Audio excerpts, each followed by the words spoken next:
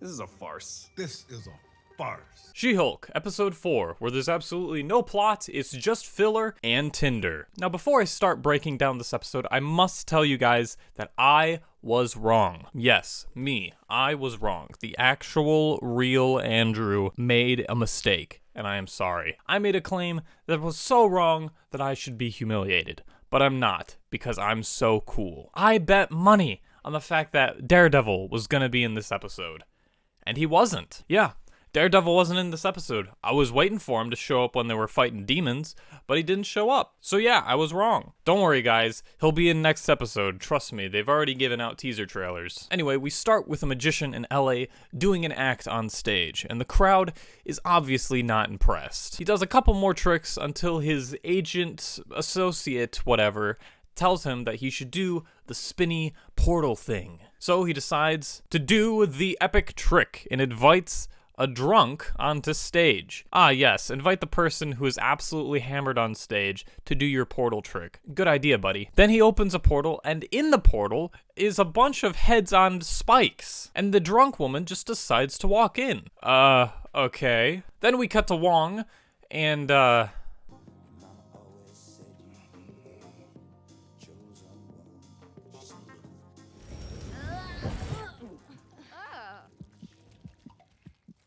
okay, so she decided to look behind her, said ew, then she walked into the portal, walked around a bit, then a portal showed up out of nowhere and dropped her conveniently in front of Wong. Okay. Also in this clip, Wong is watching The Sopranos, but it looks like he's watching it on Disney Plus, and I've checked, Sopranos isn't on Disney Plus. And also, Disney Plus exists in this universe? I wonder if they're as terrible as they are in real life. He sent me to a diff dimension. They sent me to a diff dimension.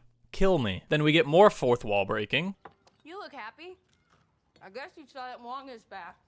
God, everybody loves Wong. Ah yes, Wong, the character that definitely wasn't character assassinated in the last movie he was in. We all want to see him, right? Wait, you guys don't want to see him? It's like giving the show Twitter armor for a week. Exactly. This show was made for Twitter, and it shows. It doesn't care about any of the emotional stakes or any of the actual funny jokes that they could potentially tell. It doesn't even want to put that much effort into it. It just wants to show the cameos, jangle the keys, and then Twitter will be happy for a week until the next episode comes out. Then her father walks in, and I'm glad to see more of him. But where's Chad? I want to see him. How's Chad doing? I want to know what his job at Best Buy is like right now. He said he was the manager. How's things going on there? What did the police say?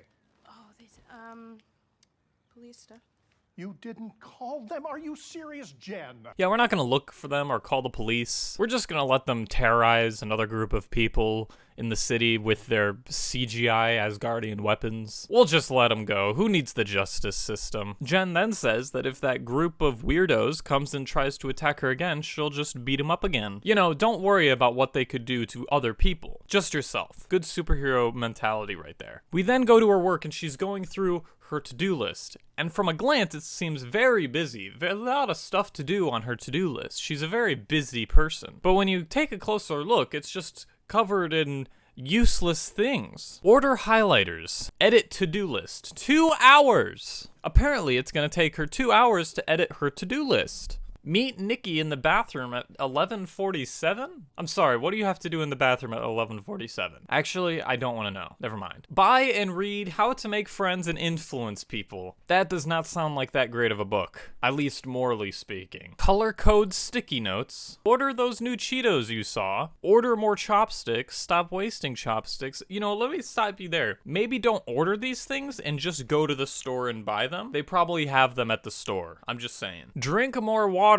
Desk feng shui. Eat one home-cooked meal this week. She doesn't, like, cook her own food? Does she just eat fast food all day? Or buy expensive meals? Also, what warrants a home-cooked meal? Could a peanut butter and jelly be a home-cooked meal? Because I'm cooking every day, baby. But finally, we get to the most important part of the to-do list, which is at the very bottom, which is finishing her dating profile. And we actually get to see her requirements for who she would like to date. And at least she's not one of those girls who thinks anyone under 6 foot is worthless and not worth their time. She'll go for 5'6". But if you're 5'5", I'm sorry, buddy. She'll date anyone 5'6". 6'6", and She-Hulk is 6'7", so whoever's landing this date is going to be a short king for a day, baby. Also, I would like to say that she is doing this at her professional work environment at this prestigious law firm and not doing it on her own time. Like, what do they pay her for? I mean, obviously they just pay her because she's She-Hulk, but like, do you have any actual work to do? Then Wong shows up and he starts talking about how this magician left the Kamotage and left the Sorcerer School when,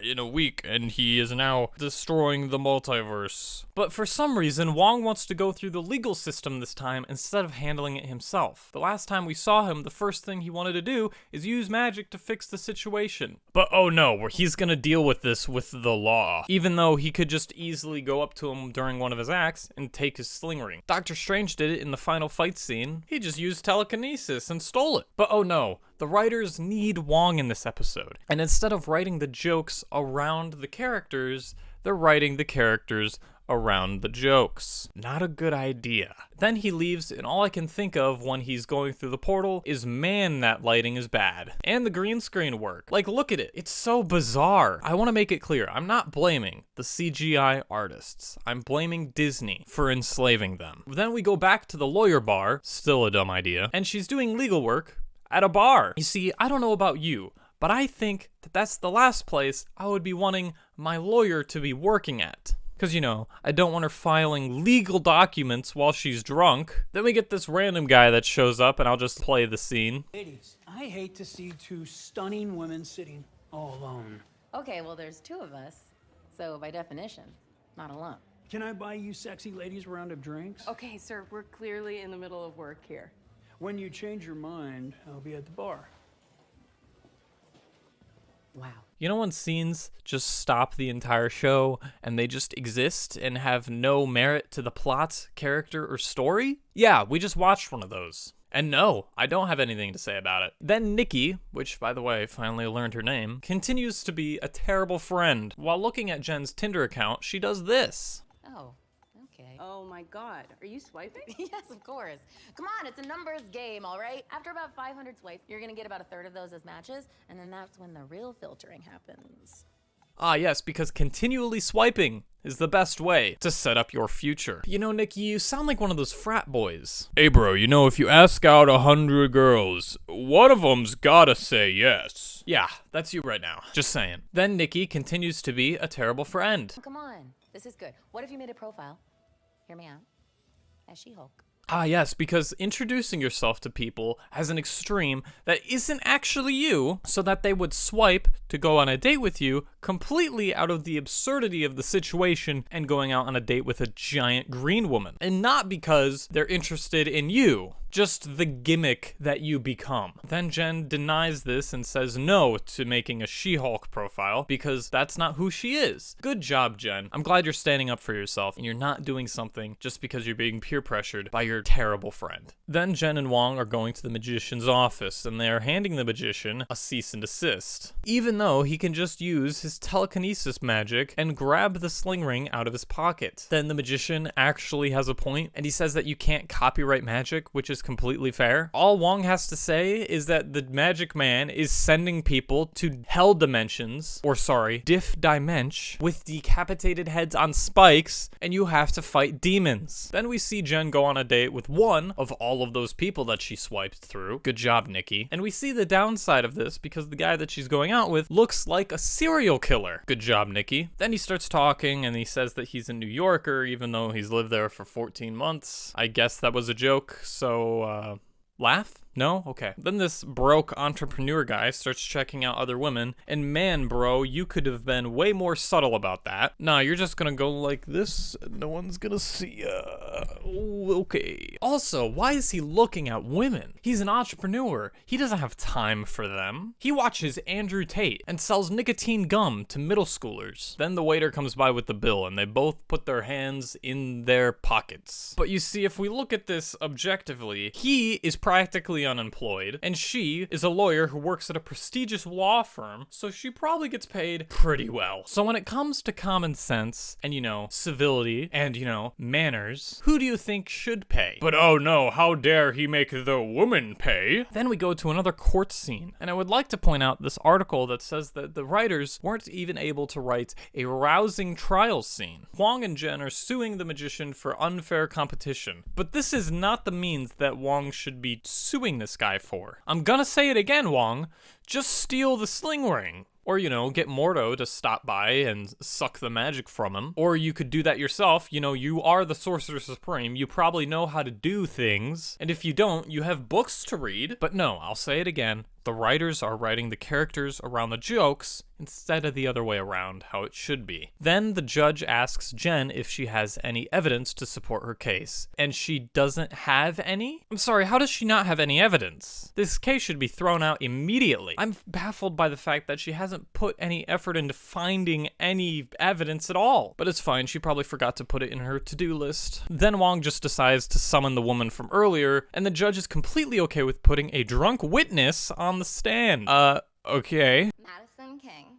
Madison is with 2 N's, 1 Y, but it's not where you think. Oh, get it? It's a joke from earlier. Anyway, then the drunk girl says that she pretty much was sent to hell and made a deal with a demon. And the defendant says this. Your Honor, I move to dismiss. As you can see, Donnie's performance is a fun and spooky experience, which is the sweet spot for magic, in my professional opinion. Then Wong says this. This case travels beyond these courtroom walls. The men you see are seeking to wield the power of gods, and that places us on the edge of a precipice. One man in the mortal realm has the ability to cause a ripple so great it reverberates through every dimension. And that ripple through galaxies has the ability to destroy all life within the known and unknown universe. Great speech, Wong, but maybe you should reconsider how you teach people things at Kamar-Taj and maybe not teach them this universe-breaking concept in the first week. Anyway, the judge then says she will think about all the evidence and give her decision later. Then the magician puts a rabbit on the desk, and then she changes her decision because the rabbit's cute? Then Wong says that he could send him to the mirror dimension, which honestly, I don't know why he didn't do that earlier. Then we cut to Jen working on Wong's case, and Nikki calls her and says that she should be partying. Wow. What a good friend. But Nikki, you're her paralegal. What do you do? Like, what's her job, actually? Because so far, she hasn't done anything but send a thirst trap to Wong. Again, such a good friend. Then Jen decides to go on her phone and make a Tinder profile for She-Hulk and starts swiping like there's no tomorrow. Guys, you get it? It's character progression, except backwards. And wouldn't you know, people start matching because, I don't know, the absurdity of it, I guess. Then she acknowledges that everyone's using her because she's green. Okay. And she's completely fine with it, I guess. Then Jen talks to this guy, and honestly, he has bigger muscles than her, which is kind of sad. Then we go through a compilation of all the bad pics she swiped through, even though she could have denied them, but whatever. And one of these bad pics is an indie film director, and it's shown in like this weird degenerate way. Like, why is that a bad thing? Honestly, he sounds more interesting than Jen. It goes to show how Hollywood sees the indie film industry. Oh, look at you down there with your petty passion projects. Up here, we make true cinema, like Meg the Stallion and She-Hulk twerking. What a specimen. Did you just call me a specimen? I mean, you clearly aren't human. You're a creature of mass destruction. An extraordinarily unusual and unique specimen? I don't see how this is offensive. I would understand if he was calling you a specimen in Gen form, but you're a alien creature at this point. Is there anything worse than dating in your 30s? I don't know. Slavery, hunger, murder, genocide. I would continue talking, but I might get banned on YouTube. Can I be honest with you? I've been on so many first dates, and I hate talking about myself. Tell me about you. Oh. Also, should we split some fries? Yeah, let's get those to go. And that's how you get women, gentlemen. You just shut up and let them talk. And I'm gonna say it, this guy is obviously just playing into what she wants to hear. So you're getting played, Jen. You're just getting played. Then we cut to the magician acting again, and he opens another portal. And the girl doesn't want to go through? Obviously she doesn't want to go through because she might get stranded and, you know, die. Then this happens.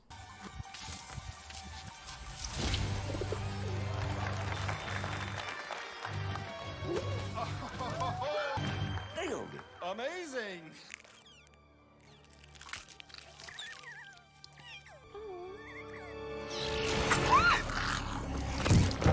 Donnie Blaze will handle this.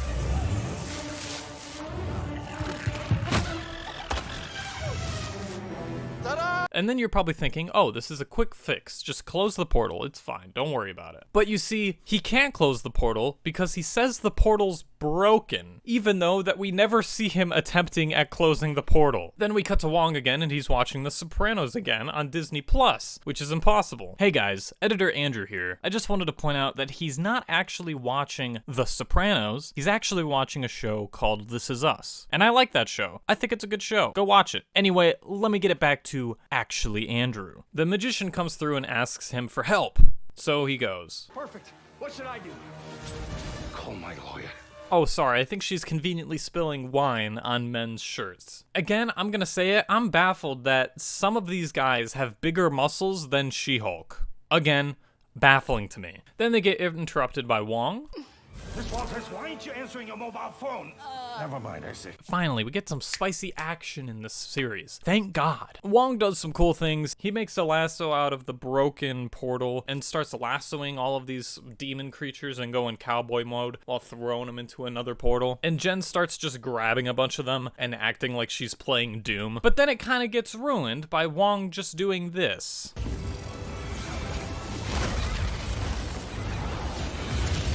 So he takes a portal, spins it really fast, and it becomes a vacuum that sucks up all of the existing demons in the room. My only question is, why didn't you do that earlier? You see, the magic in the MCU has always been pretty lazily done. It's been way more lazy, dumb, and stupid as of late. It just does whatever the writer needs it to, because the writer is too lazy to come up with a better solution to the problem. Then we cut to the guy, and he's reading feminist literature. Ah, a man of taste. She then comes through a portal and conveniently doesn't crush him. Then she picks him up, and he doesn't seem okay with this at all, which honestly, I wouldn't either if this giant creature of unknown strength picked me up, and she could very easily accidentally crush me. But then it cuts to morning, and the guy comes up and asks this. At the Metropolitan Courthouse.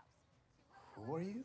Reasonable question. I made breakfast. Yeah, I'm gonna go. Yeah, he's gonna leave because you are not the woman that he spent literally an entire evening with. Then apparently Tatiana has trademarked the name She-Hulk? Okay, I guess we'll find out more of that in the next episode with Daredevil. But yeah, that's the end of the episode. You know, I thought episode 3 was the most filler, but I'm gonna say that this was the most episode of filler. It was just another adventure with Wong doing things that he shouldn't be doing. You know, it feels like Wong could have just showed up at the magician's house, stole everything that he stole from Kamar-Taj, and then leave. But no, again, they need the characters to be written around the jokes instead of the other way around like it should be. But anyway, guys, that was it for my review of episode 4 of She-Hulk. But if you want to see any more of my reviews of She-Hulk, there's going to be a link to the playlist below or a link over here. And consider subscribing if you haven't already. And that'll be all from me. Thank you, and good night.